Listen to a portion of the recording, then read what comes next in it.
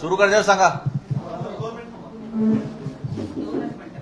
Yes म्हणून तर म्हणलं मी सुरू करायचं सांगा. अतिशय महत्वाचा विषय आहे. हेडलाईन्स मध्ये घ्या. लाईव्ह टाका.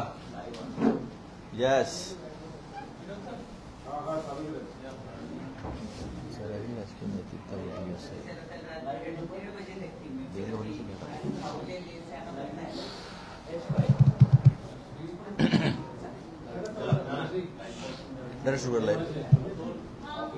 महत्वाच्या महाराष्ट्रामध्ये कायदा व सुव्यवस्थेचे जे 3-13 उरलेले आहेत आणि त्याची तुलना श्वानाशी म्हणजे कुत्र्याशी जी केली जाते, तर त्या उपमुख्यमंत्र्यांनी हर कुत्ते का दिन आता है हे पण लक्षात ठेवलं पाहिजे. त्या संदर्भामध्ये महाराष्ट्राच्या कायदा सुव्यवस्थे संदर्भामध्ये आपल्याला महाराष्ट्र प्रदेश काँग्रेस कमिटीचे सन्माननीय प्रांताध्यक्ष नानाभाऊ पटोले संबोधित करतील अशी मी त्यांना विनंती करतो.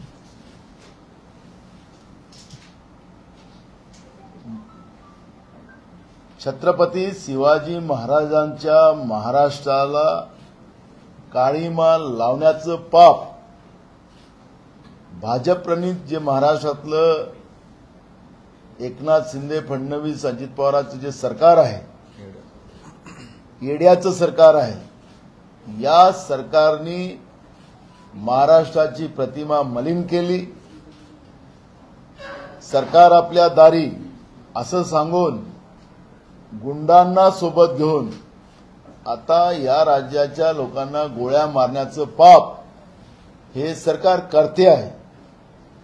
पक्ष चोरणं, आमदार चोरणं, खासदार चोरणं हे सगळं या सत्तेच्या भरोश्यावर या लोकांचं चाललेलं आहे. पण सत्तेचा अर्थ डाका आणि चोऱ्या करणं नसते.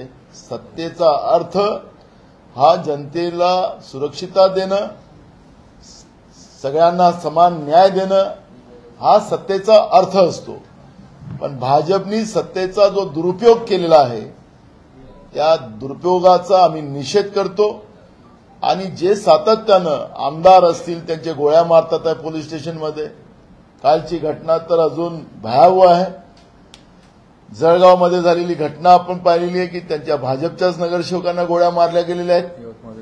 यवतमाळच्या चौकात गोळ्या मारल्या गेलेल्या आहेत. महाराष्ट्रामध्ये सगळीकडे या पद्धतीचं गुंडाराज जो भाजपने निर्माण केलेला आहे, मला तर असं वाटतं की जनाची नसेल तर मनाची तरी राज्याच्या उपमुख्यमंत्र्यांनी, गृहमंत्र्यांनी ठेवावी. ते लोकांच्या मृत्यूंना, त्यांच्या अकार्यक्षमतेला ते लोकांना सांगतात की कुत्रा गाडीच्या खाली आला आणि मेला तरी ते गृह खात्याची जबाबदारी आहे. या पद्धतीचं टोलवाटोलवी करण्याचा अधिकार तुम्हाला दिलेला नाही. बेजबाबदार अशा पद्धतीचं वक्तव्य करून महाराष्ट्राची जी दुर्गती आपण केलेली आहे, कायदा सुव्यवस्थेचे 3-13 वाजवलेले आहेत, याच्यापासून तुम्हाला पळता येणार नाही. जनाची नसेल तर मनाची असेल तर तातडीनं राजीनामा द्यावा. आणि आम्ही तर उद्या माननीय राज्यपाल महोदयांना भेटू आणि सांगू की तातडीनं महाराष्ट्रामध्ये राष्ट्रपती राजवट लागू केली पाहिजे. हे सरकार बरखास्त केलं पाहिजे. शेतकऱ्या या राज्यामध्ये ना शेतकरी सुखी आहे, या राज्यामध्ये ना तरुण सुखी आहेत. महागाई इतकी मोठ्या प्रमाणात वाढवून ठेवलेली आहे. आणि या पद्धतीचं जे वातावरण आज महाराष्ट्रामध्ये, शाहू फुले आंबेडकरांच्या महाराष्ट्रामध्ये महिला सुरक्षित नाही, या राज्यामध्ये कोणी सुरक्षित नाही, अशी जी परिस्थिती झालेली आहे. आणि म्हणून राज्यपाल महोदयांनी तातडीनं या सरकारच्या बरखास्तीचं राष्ट्रपती महोदयांकडे विनंती करावी. अशा पद्धतीची भूमिका उद्या आम्ही माननीय राज्यपाल महोदयांकडे करणार आहोत.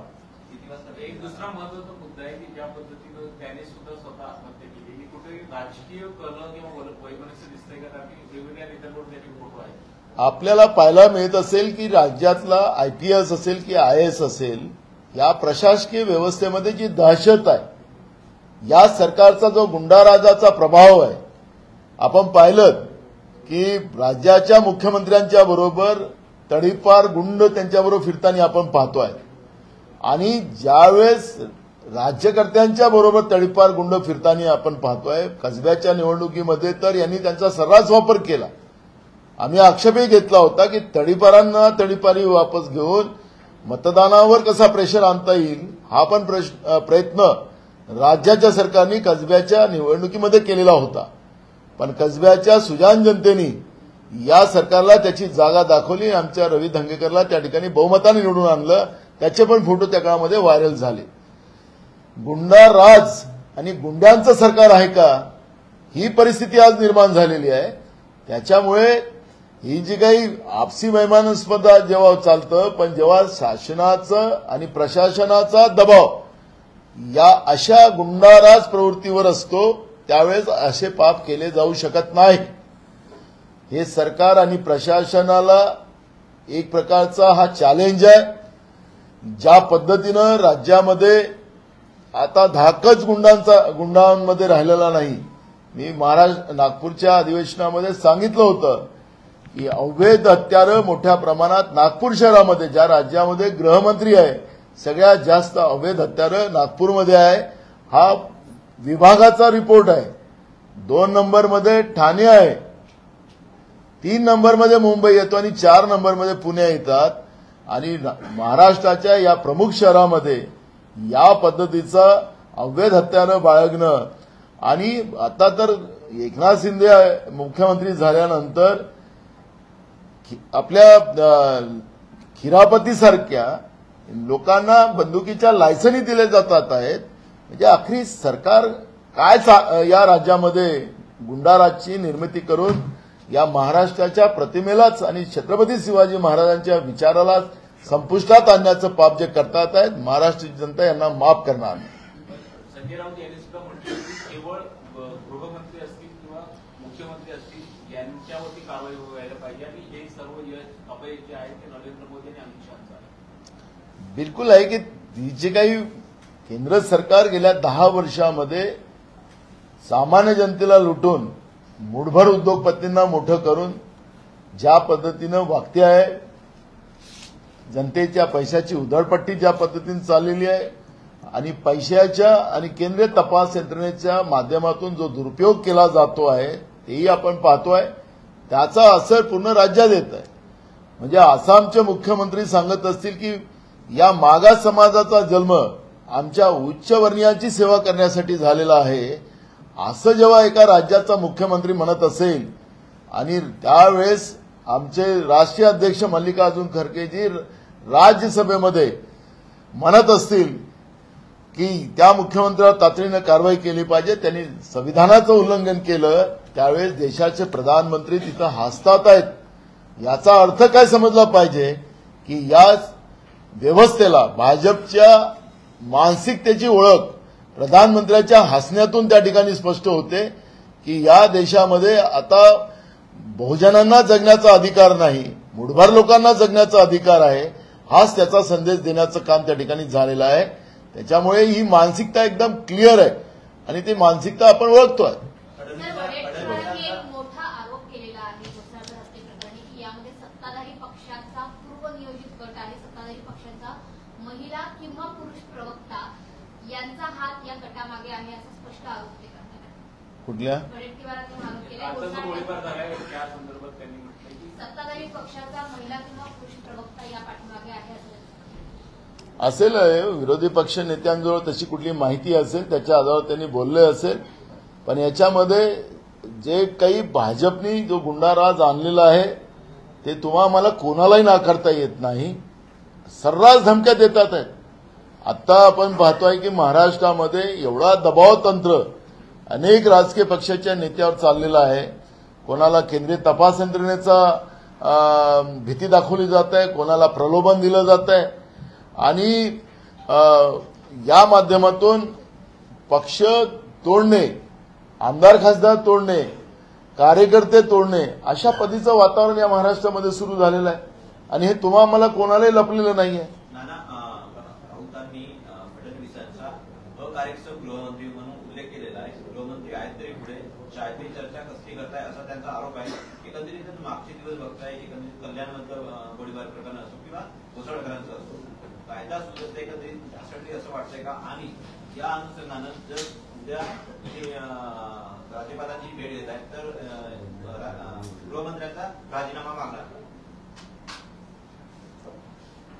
मी मगाशी म्हणालो की राज्यामध्ये कायदा सुव्यवस्था राहिलेला नाही, हे आम्हाला कोणालाही नाकारता येत नाही. जनता भयभीत आहे, महिला असुरक्षित आहे आणि अशा या परिस्थितीमध्ये कायदा सुव्यवस्था राहिलेला नाही. IPS अधिकाऱ्यांवर ज्या पद्धतीचं एक दबाव तंत्र आहे, गुंडाइझम करणारे जे काही IPS अधिकारी आहे, ज्यांनी आपल्या पदाचा दुरुपयोग केलेला आहे, त्यांना कसं प्रमोशन दिलं जाते ही पण आपण या राज्यामध्ये पाहिलेलं आहे. त्याच्यामुळे या गुंडाइझम प्रवृत्तीला त्यांच्या बगलबच्चे झालेले, या सरकारचे बगलबच्चे झालेले IPS अधिकारी हे सुद्धा त्याच्यामध्ये सहभागी आहे. तुम्हाला कोणाला नाकारता येणार नाही. पण इमानदार IPS अधिकारी जे आहेत त्या अधिकाऱ्यांमध्ये एक दहशतीचं वातावरण निर्माण झालेलं आहे आणि ते भयावह परिस्थिती आहे. अनेक IPS अधिकाऱ्याशी आमचं बोलणं होतं, IAS अधिकाऱ्याशी बोलणं होतं, सिनियर अधिकाऱ्याशी बोलणं होतं. ते सांगतात की महाराष्ट्रात कधीही ही परिस्थिती नव्हती, ती परिस्थिती आज महाराष्ट्रात निर्माण झालेली आहे. आणि म्हणून फडणवीसांना जनाची नसेल तर मनाची असेल आणि माणसाचं आणि कुत्र्यांचा फरक जर त्या राज्याच्या गृहमंत्र्याला कळत नसेल तर हे दुर्भाग्य आहे. आणि म्हणून त्यांनी राजीनामा दिला पाहिजे, हे तर स्वाभाविक आहे.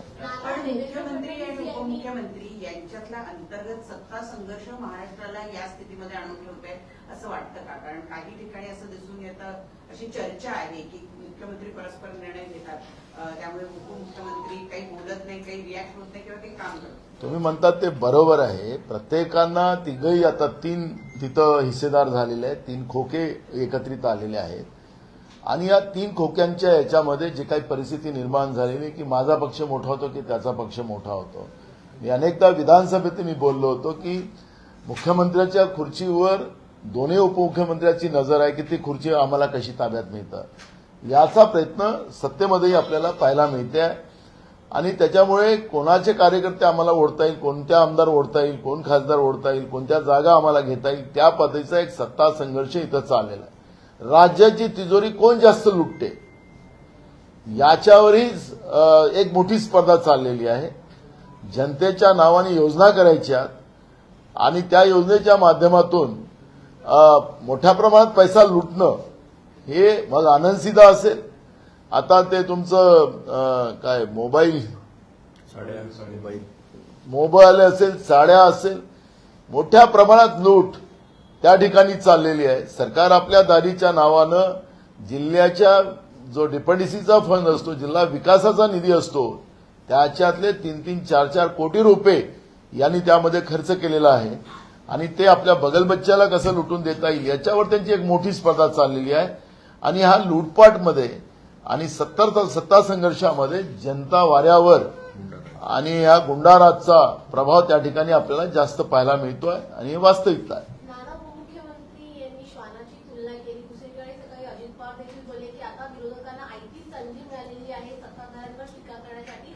मात्र असं असताना देखील उल्हासनगरमध्ये ज्यांनी गोळीबार केली ते आमदार गायकवाड भाजपचे यांचा राजीनामा अद्यापही घेतला गेलेला नाहीये त्यांच्या पक्षाकडून. कशा प्रकारे तुम्हाला काही दिवसांनी गणपत गायकवाडांचं भाजपमध्ये प्रमोशन झालेलं पाहायला मिळणार आहे. कारण की तिथं जो तडीपार माणूस असतो त्याला जास्त महत्व असतो, जो जास्त गुंडाराज करेल त्याचं जास्त महत्व आहे. त्यामुळे या भाजपचा जो खरी असली चेहरा आहे तो लोकांच्या समोर आलेला आहे. त्यामुळे त्याचा राजीनामा नाही, त्याचं उलटा प्रमोशन हे बीजेपी करतील ही त्यांची मानसिकता आहे. चंद्रशेखर बावनकुळे यांनी तुमच्या राजीनाम्याची मागणी केलेली आहे. ते म्हणतात की ओबीसी आणि मराठा हे जे काही चाललेलं आहे, तुम्ही ओबीसी नेते स्वतःला म्हणवता आणि अशा पद्धतीनं सगळं राजकारण सुरू असताना खरं तर तुम्ही राजीनामा दिला पाहिजे. ज्या पद्धतीनं विरोध तुमच्याकडनं अपेक्षित आहे तसा विरोध होत नाही. मला एक कळत नाही, पागल झाले ते लोक. पागल लोकांच्या गोष्टी इकडे आमच्याकडे करू नका. मला एक सांगायचं, सरकार राज्यात माझं नाही, सरकार केंद्रात माझं नाही, माझ्या पक्षाचं नाही. हे ओबीसी मराठा वाद फडणवीसांनी निर्माण केलेला आहे. हे मराठा पण म्हणतात आणि ओबीसी पण म्हणतात, हे जाहीरपणे म्हणतात ते लोक. पण हे सगळं असताना ते आहे की नाही मला माहिती नाही डोक्यात, तर माझा राजीनामा मागायची काही गरज नाही. मी कशाला ट्रॅपमध्ये फसू. सरकारने जेव्हा सर्वपक्षीय मीटिंग झाली त्यामध्ये सांगितले की ओबीसीच्या आरक्षणाला आम्ही हात न लावता, सरकारचा बयान आहे, तुम्हाला मुख्यमंत्री उपमुख्यमंत्री सगळ्यांनी दिलेला आहे की ओबीसीच्या आरक्षणाला हात न लावता आम्ही मराठ्यांना आरक्षण देऊ. तर मग त्यांच्या भांड्यात मला पडायची काय कारण आहेत? म्हणून मी म्हटलं की पागल लोकांच्या गोष्टी इकडे करून ज्याला काही महत्वच नाही, आणि त्यांचं महत्व काय आहे त्या भाजपमध्ये मला त्यांच्यापेक्षा जास्त मला माहिती आहे. त्याच्यामुळे मी त्यांच्यावर प्रतिक्रियाच देणार नाही, आणि ते काही माझ्या याच्यात नाही आहे. माझ्या निशाण्यावर जसं आज ते मोर्चे काढतात आहेत राहुल गांधींच्या विरोधात, किती वर्ष काँग्रेस नेहरूजी गांधीजी यांच्यावर ते मोर्चे काढतील, त्यांच्या विरोधात बोलतील, हे आता जनताच त्यांना प्रश्न विचारते. 10 वर्ष तो तुमचं सरकार झालं.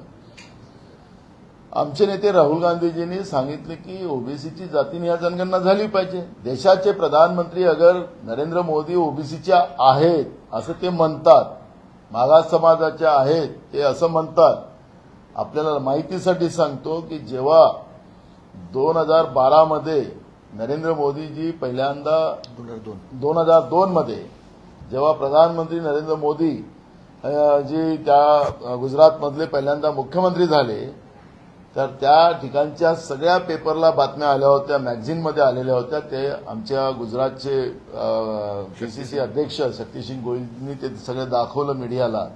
ते आज सांगितलं की अति उच्चवर्णीय सुपर अप्पर कास्ट या जातीचा पहिला मुख्यमंत्री गुजरातमध्ये झाला. अशा पद्धतीच्या हेडलाईन गुजरातच्या पेपरमध्ये आलेल्या होत्या. त्याचं आमच्या हे दाखवलं. मग आता त्यांच्या जातीचा प्रश्न आलेला आहे. ती जात ते मुख्यमंत्री झाल्यानंतर ती जात ओबीसी प्रवर्गात टाकण्यात आली, आणि भाजपला ज्या पद्धतीने एक वातावरण मागास समाजाचं, जिथं रेल्वे स्टेशन नाही तिथं चहा विकलायला दाखवलं त्यांनी, अशा पद्धतीची एक स्क्रिप्ट तयार केली. हे आता लपलेली नाही आहे. मग ते आहेत की नाही त्याच्या सर्टिफिकेटमध्ये आम्ही जाणार नाही, ते किती शिकले त्यांच्या डिग्रीमध्ये आम्ही जाणार नाही. देशाचे गृहमंत्री दाखवतात कधी कधी मधा डिग्र्या, त्याच्यामध्ये आम्हाला जायचं नाही. पण ओबीसीच्या जातीनिहाय जनगणना करायला विरोध का, हा प्रश्न या ठिकाणी निर्माण होतो. म्हणून त्यांच्या जातीचा प्रश्न निर्माण झालेला आहे. त्याचं उत्तर पहिलं दिलं पाहिजे. आज तुम्ही देशामध्ये जातीनिहाय जनगणनाच बंद करून टाकली. मागासवर्गीय लोकांचं आरक्षणच संपवायचं तुम्ही लोकांनी निर्णय घेतलेला आहे. त्याच्यावर पहिले बोललं पाहिजे, पण त्याच्यावर बोलायचं नाही. पण गांधी परिवारावर सातत्याने टीका करून तुम्ही 10 वर्ष सत्ता भोगली. तुम्ही भोगली, मी भोगली शब्द वापरतो. यांनी देशाच्या जनतेसाठी या सत्तेचा उपयोग केला नाही. यांनी स्वतःसाठी सत्ता भोगली, देशाच्या जनतेला लुटलं. डॉक्टर बाबासाहेब आंबेडकरांचं आर्थिक धोरण बदलून मोदी अमित शहाचं जीएसटी आणला आणि बीजेपीचा जीएसटी आणला, आणि त्याच्या माध्यमातून सामान्य लोकांना लुटून या देशाच्या असंख्य लोकांना गरीब करायला तुम्ही निघालेला आहात. हे आम्ही सगळेजण पाहतोय. आणि त्याच्यामुळे तुमच्या या सगळ्या मगरमच्छ के आसू जे भाजपवाले मोर्चे काढतात राहुल गांधींच्या विरोधात, त्याचा काही फरक पडणार नाही. राहुल गांधींना हे एवढे घाबरतात आहेत. मणिपूर ते मुंबई राहुल गांधींची यात्रा जशी जशी पुढे पुढे सरकत आहे, तिथं तसा लोकांचा प्रतिसाद मोठ्या प्रमाणात राहुल गांधींना मिळतो आहे. आणि त्याच्यामुळे यांची ही जी भीती यांच्या मनात निर्माण झालेली आहे. म्हणून राहुल गांधींना त्यांची प्रतिमा मलिन करण्याचा एक अयशस्वी प्रयत्न भाजप करते आहे. पण देशातली जनता राहुल गांधीला आता नेता मानते आहे, मानणार आहे. आणि राहुल गांधींच्याच नेतृत्वात देशामध्ये सरकार येणार, मी तुम्हाला आतापासून सांगतो. एक एक करा. मिलिंद देवरायांच्यानंतर काल बाबासाहेब तिकीट सुद्धा राष्ट्रवादी अजित पवार गटामध्ये जाणार अशी माहिती समोर येते. त्यांनी काँग्रेसच्या प्राथमिक सदस्यत्वाचा राजीनामा सुद्धा दिलेला आहे. कुठेतरी काँग्रेसचं महाराष्ट्रातलं नेतृत्व, मुंबईचं नेतृत्व असक्षम आहे का? काय सातत्याने काँग्रेसला मुंबईत किंवा महाराष्ट्र इतरही ठिकाणी धक्के बसतात, काय वाटतं? बघा, काही नेत्यांचं व्यावसायिक दृष्टिकोन असतो, काही लोकांना पक्ष दृष्टिकोन असतो. हे दोन फरकत असतात. आणि आता भाजप असेल, त्यांच्यासोबत असलेले 2 पक्ष असतील, स्वतःचं काही स्कोप आहे नाही तर प्रलोभन देऊन की आम्ही जे लुटमार करतो त्या लुटमारमध्ये सहभागी व्हा. तर काही लोक चाललेत प्रलोभनात, काही लोक केंद्रीय तपास यंत्रणेचा जो दुरुपयोग होत आहे त्याच्यामध्ये चाललेला आहे.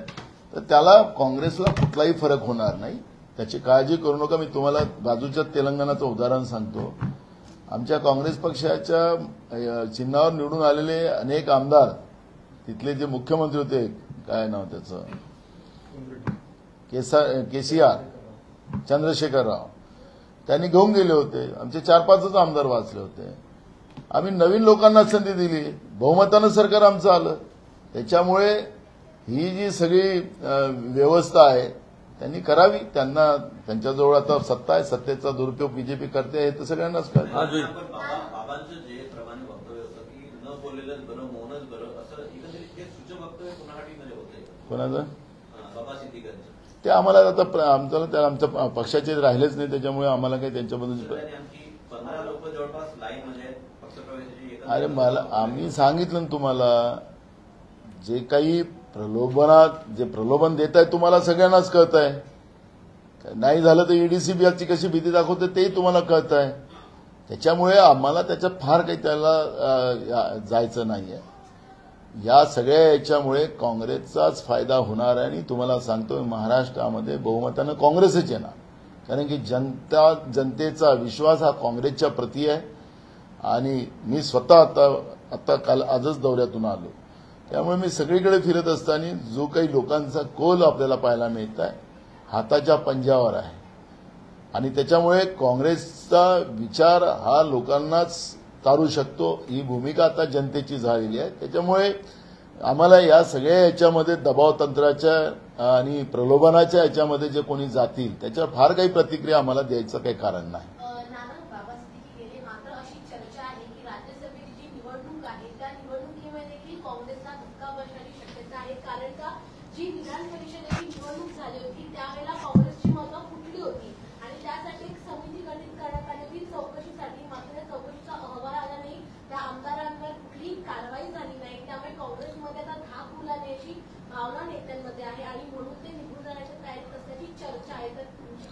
राज्यसभेच्या मतदानाचा जो असतो त्याला मतदान दाखवायलाच पाहिजे. ते दाखवलं जातं. मी स्वतः तिथं बसणार आहे.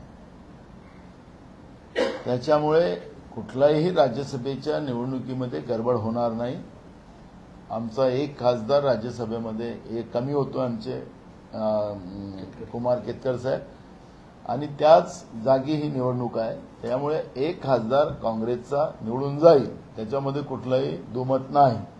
त्यामुळे इथं मी स्वतः बसणार आहे. तिथं वोट बघण्यासाठी मी बसणार आहे. तिथं वोट बघण्यासाठी 2 दिवसात पता लागेल. 15 तारखेला विशेष अधिवेशन ओबीसी आणि मराठा आरक्षणाच्या संदर्भामध्ये घेतलं जाणार आहे. काँग्रेसची या अधिवेशनामध्ये काय भूमिका आहे? मी त्यांचं कार्यक्रम पत्रिका पाहतोय पण तिथं कुठंच नाही. त्यांना पुरवणी मागण्या मांडतात आहेत. बघ काय ते 26-27 तारखेला बजेट मांडतात आहेत. प्रश्न काहीच नाही. आता काय आहे त्यांचा अजेंडाच अजून आलेला नाही. त्याच्यामुळे अजेंडा आला नाही तर मी त्याच्यावर आता काय प्रतिक्रिया देऊ. महाराष्ट्राच्या इतिहासात हे पहिल्यांदा होतीये. आता पुरवणी मागण्या आता महिनाही नाही झाला. पुरवण्या मागण्या 1 लाख कोटीच्या त्यांनी घेतल्या. महाराष्ट्रामध्ये हे पहिल्यांदा झालं. या राज्य सरकारनी या राज्याचा दिवाळा काढलेला आहे असं मला वाटतं. अर्थतज्ञांकडूनही तुम्ही माहिती घ्या की अखेरी आमचा जो बजेट वार्षिक बनतो त्या बजेटमध्ये आम्हाला जे काही वार्षिक खर्च आहे काय डेव्हलपमेंटचा खर्च आहे त्याचं फार 4-5, 10,000, 15,000 कोटीचं आम्ही पुरवणी मागण्या करू शकतो. पण 1-1 लाख कोटीच्या पुरवणी मागण्या 2 बजेटमध्ये त्यांनी घेणं म्हणजे राज्याचा दिवाळा निघालाय का? आता पुन्हा त्यांचा पहिला दिवस तो पुरवणी मागण्याचाच आहे. हे चाललं आहे महाराष्ट्रामध्ये. राज्याच्या तिजोरीचा यांनी दिवाळा काढलेला आहे हे त्याच्यातून स्पष्ट होत आहे. आणि म्हणून सरकारला ह्या सगळ्या गोष्टीचं उत्तर द्यावं लागेल. आणि प्रश्नोत्तर नाही. सरकारला प्रश्न विचारायचेच नाही. म्हणजे काय हुकुमशाहीकडे चालली का वाटचाल? नाही पण जर 15 तारखेचा कुठलाच मेसेज नाही आहे किंवा अजेंडा दिसत नाहीये तर मग हे आश्वासन खोटं आश्वासन नेमकं कोणाला दिलं जातं? मराठा समाजाला दिलं जातं की ओबीसी समाजाला दिलं? आम्ही पहिल्या दिवशी ज्या दिवशी मुख्यमंत्र्यांनी जरांगे पाटलाला निंबू सरबत पाजून आझाद मैदानावर त्यांचं आंदोलन सोडवलं त्या दिवशी आम्ही पहिली प्रतिक्रिया तीच सांगितली की सरकारने, कारण तिथं दोन्ही उपमुख्यमंत्री आले नाही कारण ऐतिहासिक निर्णय करणार होते. हे सांगत होते की आम्ही ऐतिहासिक निर्णय करतोय. मग ऐतिहासिक निर्णयामध्ये 2 उपमुख्यमंत्री काय गायब झालेत ज्यांनी याचा सुतोवाच केला होता की आमचं सरकार केंद्रात आणि राज्यात आलं तर मराठा समाजाला, धनगर समाजाला आम्ही आरक्षण देऊ, 2 महिन्यात. तर 2 महिन्यात देईल. तर 10 वर्ष दिले नाही. पण एवढा ऐतिहासिक निर्णय राज्याचा मुख्यमंत्री घेत असताना दोन्ही उपमुख्यमंत्री ज्यांनी आश्वासन दिलं होतं, ते फडणवीस, ते आता राज्याचे उपमुख्यमंत्री आहेत, ते पण तिथे गेले नाहीत. आणि म्हणून आम्ही त्या दिवशीच प्रश्न विचारला होता की यांनी ओबीसीला फसवलं की मराठ्यांना फसवलं, हे यांनी जाहीर करावं. आता ते काही बोलायलाच तयार नाही सरकार. विधानसभेत आम्ही विचारलं होतं की कुठल्या आधारावर आपण आरक्षण देणार आहात, जनगणना करणार आहात का? आता हे जनगणना याही करतात आहेत. मुंबईमध्ये 6 दिवसात 27 लाख लोकांचं यांनी जनगणना केलेली हे दाखवलं. आता मुंबई शहरामध्ये 27 लाख लोकांचं 6 दिवसामध्ये हे कसं सर्वेक्षण केलं? 450-500 प्रश्न असतात. तुम्हाला कुत्रा चावला, माकड चावला तर तुम्ही वैद्याकडे गेलात का तुम्ही दवाखान्यात गेलात, असे प्रश्न होते त्याच्यात 450. तर त्या 450 प्रश्न विचारायला कमीत कमी अर्धा-पाऊण तास लागतात. आणि यांनी 6 दिवसात 27 लाख, असा कोणता चमत्कार झाला? थातूर मुतूर असा शब्द आपण वापरतो. या पद्धतीची सर्वे केला या लोकांनी का, हा प्रश्न या ठिकाणी निर्माण होतोय. वास्तविकता जनतेच्या समोर यांनी मांडलं पाहिजे. या पद्धतीनं ओबीसी मराठा वाद निर्माण करून महाराष्ट्राचे तुकडे करण्याचं पाप हे जे बीजेपी आणि बीजेपी प्रणित सरकार करते आहे, या सरकारला जनतेला उत्तर द्यावंच लागेल. आणि विधानसभेतही आम्ही समजा आणला हा प्रस्ताव, तर या सगळ्या प्रश्नाला उत्तर द्यावं लागेल. ते कीर्तन भजन नाही. आता राज्याचे मुख्यमंत्री ज्यावेळीपासून मुख्यमंत्री झाले तेव्हापासून कीर्तन भजनच बोलतात तिकडे. ते आता कीर्तन भजन नाही चालणार. राज्याच्या जनतेला हिशोब द्यावा लागेल. तुम्ही केलेल्या पापाचा हिशोब द्यावा लागेल आणि तुम्ही काय करताय राज्याच्या जनतेसाठी ते तुम्हाला सांगावं लागेल. हे आता ते तसं कीर्तन भजनवालं भाषण अजिबात नाही चालणार. आज भारतरत्न 3 पुरस्कार जाहीर झाले. गेल्या एका महिन्यात जवळपास 5 भारतरत्नांना पुरस्कार जाहीर झाले. काय सरकार आहे, सरकारला काही करता येते. आता मोदी है तो मुमकिन है, मोदी है तो पूरा देश कंगाल है, मुमकिन है. मोदी है तो देश की युवा बेरोजगार है, मुमकिन है. मोदी है तो किसान आत्महत्या करता है, तो मुमकिन है. दुगनी फसल करा देंगे, 1.5 गुना दाम देंगे, गरीबों के खाते में 15 लाख डालेंगे, 2 करोड़ युवाओं को नौकरियां देंगे, मुमकिन है. क्योंकि वो जुमला हो गया. तर हे भारतरत्न पुरस्काराच्या बद्दलचं जे राजकारण सुरू आहे त्याच्याबद्दलचा कुठली प्रतिक्रिया देण्याचं कुठलंही कारण नाही. शुभेच्छा आमच्या. नाना, अशी माहिती आहे की लोकसभा जागा वाटपासाठी महाविकास आघाडीमध्ये 5 जागांवरून जो आहे मतभेद आहे. मात्र त्याची आपण त्याची परवा आपण नंतर मीटिंग चर्चा करू. पुढची भेट कधी होणार आहे? आपली रोजच होणार आहे. परवा भेट आहे. महाविकास आघाडीच्या नेत्यांची आणि आंबेडकरांची बैठक कधी होणार आहे? तारीख कधी आहे? आंबेडकर साहेबांनी जे 25 प्रश्न आम्हाला जे जनतेच्या दृष्टिकोनातून दिलेले आहेत ते ऑलरेडी आमचे आहेच. पण आता तेच प्रश्न त्यांनी दिलेले आहेत.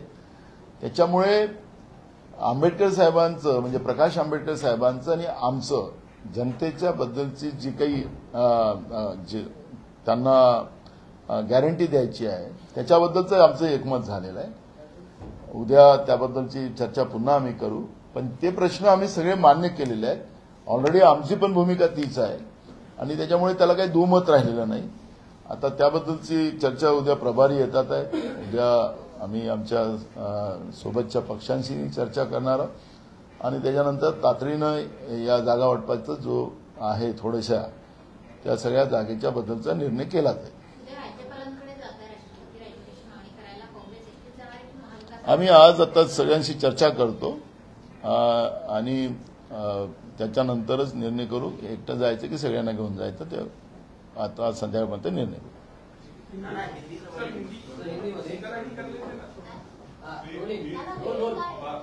आता राज्यपाल महोदयांना वेळ मागतो ना. गृहमंत्री कह रहे हैं कि गाड़ी के नीचे अगर फंड भी आया तो भी मेरे इस्तीफे की मांग करेगा विपक्ष. उनको इंसान और कुत्ते का फर्क नहीं समझता हो तो ये दुर्भाग्य है महाराष्ट्र के जैसे राज्य का. महाराष्ट्र नाम में ही एकदम था है लेकिन राज्य के गृह मंत्री ने और बीजेपी ने जिस तरह से गुंडाराज महाराष्ट्र में लेके आया है और आईपीएस अधिकारी जो गुनहगारी से उनकी जोड़ है उन लोगों को प्रमोशन देना और जो कानून व्यवस्था मजबूत रखने वाले ईमानदार आईपीएस अधिकारी जो थे उनको कैसा दबाया गया वो भी महाराष्ट्र देख रहा है। इसलिए गुंडाराज जिस तरह से महाराष्ट्र में फैला, उनके विधायक खुद भाजपा के पुलिस स्टेशन में जाके वहां फायरिंग कर रहे हैं, 5-5 गोलियां चला रहे हैं वहां पर, वो सीसीटीवी फुटेज में पुलिस स्टेशन के सामने आए हैं। तो इसका मतलब है कि राज्य पूरा गुंडा राज बन चुका है और ऐसे गुंडा राज के समय में इस तरह का वक्तव्य करना राज्य के गृह मंत्री देवेंद्र फडणवीस को, इसका मतलब है कि वो अपने आप को बचाना चाहते इस सब पापों से। उनका एक में वो लक्ष्य है कि दूसरी की पार्टियां तोड़ो, उनके घर बर्बाद करो, उनके सांसद चुराओ, उनके एमएलए चुराओ, एक में और उनके कार्यकर्ता चुराओ, यही एक में उनका काम चल रहा है। सत्ता ये लोगों के लिए होती है, लोगों की सुरक्षा के लिए होती है, तो उसके तरफ उनका ध्यान नहीं है। और ऐसे समय में इस तरह का वक्तव्य कर अगर इंसान मर रहे हैं और उसको कुत्ता बोला जाता हो तो इंसान का अपमान करने का अधिकार देवेंद्र फडणवीस को नहीं दिया गया है।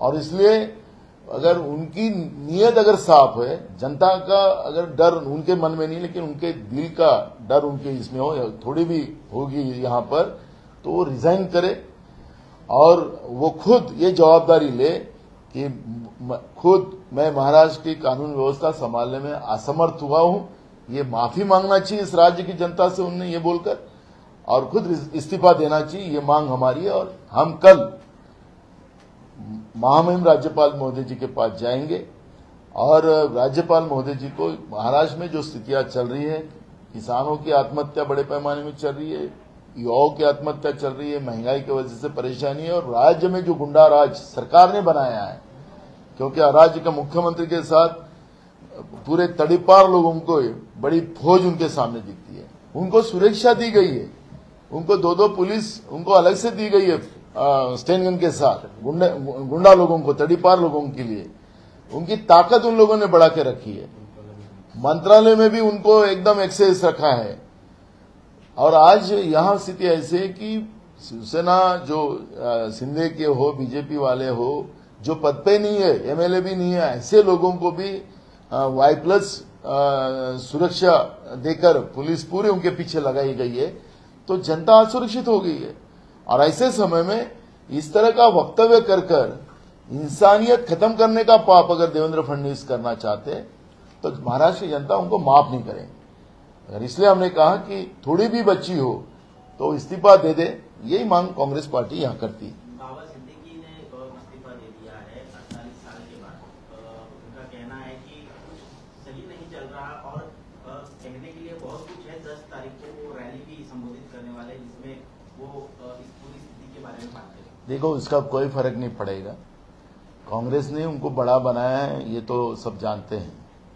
उनकी क्या स्थिति थी पहले की, थोड़ा इतिहास वो भी निकाल लीजिए। लेकिन मैं जो बात नहीं करना इस विषय पे, क्योंकि वो अब कांग्रेस पार्टी में नहीं रहे, तो ऐसे लोगों के बारे में बात करने का कोई मतलब नहीं होता। नीतीश कुमार एनडीए में शामिल हो गए हैं जब कर्पूरी ठाकुर को भारत रत्न दिया गया।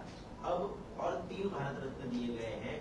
चौधरी चरण सिंह का भी उसमें नाम है। क्या जयंत चौधरी बीजेपी में आए, उनके साथ शामिल हो, क्या इसलिए इस तरह का निर्णय लिया जा रहा है? सिर्फ पॉलिटिकल लोगों को भारत रत्न सरकार क्यों दे रही है? क्या सत्ता में आने के लिए भारत रत्न जैसे अवार्ड का दुरुपयोग हो रहा है? देखो, मोदी है तो मुमकिन है। जिस तरह से चुनाव के समय में नारे लगे जाते हैं तो उसी का असर आप लोग देख रहे हैं। मैं किसको भारत रत्न दिया वो सरकार का अधिकार है। वो इंसान को कुत्ता बोलते हैं वो लोग, तो वो मैं उस वक्त में मैं नहीं जाना चाहता। हमारी शुभेच्छा है, लेकिन काला धन लाएंगे, 15 लाख रुपए गरीबों के खाते में डालेंगे, 2 करोड़ युवाओं को नौकरियां देंगे, किसानों को फसल को 1.5 गुना दाम देंगे, ये जो वक्तव्य किया गया था, तो क्या उसके बारे में कोई बात नहीं करेंगे। इस तरह की राजनीति नहीं होती। राजनीति लोगों के लिए होती है, राजनीति लोगों के भले के लिए की जाती है, राजनीति सभी जाति धर्म के लोगों को, क्योंकि हमारी भारत देश की जो व्यवस्था है, जो हमारे संविधान ने दिया है, हमारे देश में विविध जाति और विविध धर्म और विविध भाषा का हमारा देश है, फिर भी भारत एक है। और ऐसे ही देश में सबको लेके चलने का, लेकिन जिस तरह से तानाशाह प्रवृत्ति इस देश में बनी हुई है उसको नहीं छुपाया जाएगा। अगर ये राजनीति से प्रेरित होकर अगर भारत रत्न पुरस्कार दिया जाता हो तो लोगों को इसका कोई लेना देना नहीं है, वो करे, क्योंकि उनके पास पावर है, बहुमत की सरकार है। अब लोगों को गलती का पश्चाताप हो रहा है कि इन लोगों को हमने बहुमत दिया है, इनको सत्ता में बिठाकर हमें ही बर्बाद करने का काम अगर नरेंद्र मोदी की सरकार कर रही है, बीजेपी की सरकार कर रही है, तो चुनाव आ गए। तो इसलिए राजनीति प्रेरित होकर वो कुछ भी घोषणाएं करेंगे अब, और उसका कोई फर्क नहीं पड़ेगा। देश में परिवर्तन होगा, और परिवर्तन इस संसार का नियम रहा है, नेचर का हमेशा रहा है, परिवर्तन होगा। राहुल गांधी जी के नेतृत्व में देश में सत्ता बनेगी और कांग्रेस के नेतृत्व में सरकार बनेगी।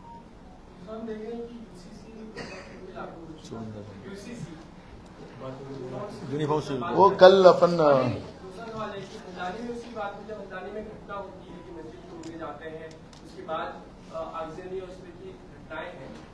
लागू करने को सरकार बिल्कुल अड़ी हुई है, उस पर क्या है? सरकार कुछ भी कर सकती है। हमने कहा ना, कहा आपने ही सवाल पूछा कि राजनीति प्रेरित होकर वो भारत रत्न पुरस्कार दे रहे हैं, तो सरकार कुछ भी कर सकती बहुमत के आधार पर।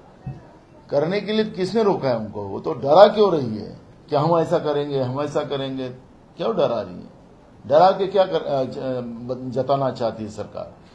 जो करना है सरकार ने, अब देश को बेचना तो बचा नहीं। 2 लाख करोड़ का कर्जा तो कर दिया देश के ऊपर। जीएसटी से जो पैसा लेके गए वो कहां पैसा गया उसका हिसाब देने को तैयार नहीं। उसकी भी श्वेत पत्रिका निकाले ना सरकार उसकी श्वेत पत्रिका निकालेंगी नहीं। देश की जनता को तबाह करके रखा है देश के ऊपर। जो कांग्रेस 60 साल अगर देश में सत्ता है तो 55,000 करोड़ का कर्जा था, लेकिन अभी 2 लाख करोड़ का कर्जा अगर सरकार ने किया है, केंद्र सरकार ने, कहां पैसा गया? 205 लाख का करोड़ का कर्जा उन लोगों ने किया है, तो सरकार ने उसका जवाब देना चाहिए। यूसीसी अगर बीजेपी शासित राज्यों में आता है, यहाँ पर भी बीजेपी प्रणीत सरकार है, तो अगर लाते हैं, इस पे चर्चा होती है, तो कांग्रेस की क्या भूमिका हो सकती है? क्योंकि देखो, उसका जब बिल आएगा तब उस पर चर्चा शुरू होगी। ये हम गए साल भर से हम सुन रहे हैं। सरकार उसका सादा एक प्रस्ताव भी पार्लियामेंट में ला रहे, और उनको जो पाप करना था तो हमारे 156 एमएलए मतलब मेंबर ऑफ पार्लियामेंट को निलंबित किया, और फिर चुनाव आयोग का बिल पारित कर लिया। कई ऐसे उनको जो काले करतूतें करनी थी वो तो उन लोगों ने किया। तो सरकार एक बार क्या करने का सरकार ने करना चाहिए ना। तो सरकार ने प्रस्ताव तो लाना चाहिए कि क्या करना है, और उसमें डिबेट होना चाहिए। लेकिन सरकार डिबेट से भागती है, सरकार हमेशा डिबेट से भागती रही। प्रधानमंत्री तो अभी मुझे पहली बार पार्लियामेंट में ज्यादा दिखे, क्योंकि ये आखिरी टर्म है उनका, ऐसा लगा ये इस बार। ये तो वो पार्लियामेंट में भी नहीं जाते थे। पहली बार वो मीडिया के सामने आते हुए देखा था मैंने, पर वो तुमको सवाल पूछने का अधिकार नहीं दिया था, वही बोल के गए थे। सर, आज तक का सर्वे है mood off the nation. Maharashtra में जो आंकड़े सामने आ रहे हैं, महाविकास आघाड़ी 26 सीटें दिखा रही है, जबकि महायुति की 22 सीटें हैं। इतना गठजोड़ बंधन कर भी कुछ फायदा होते नजर नहीं आ रहा। ये जो अभी की जो सर्वे है, मैं आपको बता रहा हूं, हम 40 के पार आघाड़ी आपको देखने मिलेगी। और महाराष्ट्र का जो पिक्चर है एकदम क्लियर है, और यह महाराष्ट्र में सत्ता परिवर्तन के आगाज पब्लिक ने कर चुका है। सीट बंटवारा नहीं हो रहा, लेकिन 40 पार की घोषणा कर रहे हैं। तुम देखो क्या क्या होता है। अभी हमने कहा है ना, हमें पता है, बाहर थोड़ी बताएंगे। युति में, महायुति में कितनी मारामारी चल रही है, क्या क्या हो रहा है। आपने ही सवाल पूछा था, या तो अभी तिजोरी लूटने का चल रहा है, फिर कुर्सी का चलेगा, अभी बहुत सारा है। अभी तुम आगे आगे देखो क्या क्या होता है महायुति में। प्रकाश अम्बेडकर तो अभी भी नाराज नजर आते हैं। मैंने कहा ना, प्रकाश आम्बेडकर जी ने कल जो इस बात को कहा कि हमने जो प्रस्ताव दिया है, ऑलरेडी हमारा भी प्रस्ताव वही था, अब हमारा एकमत हो गया है।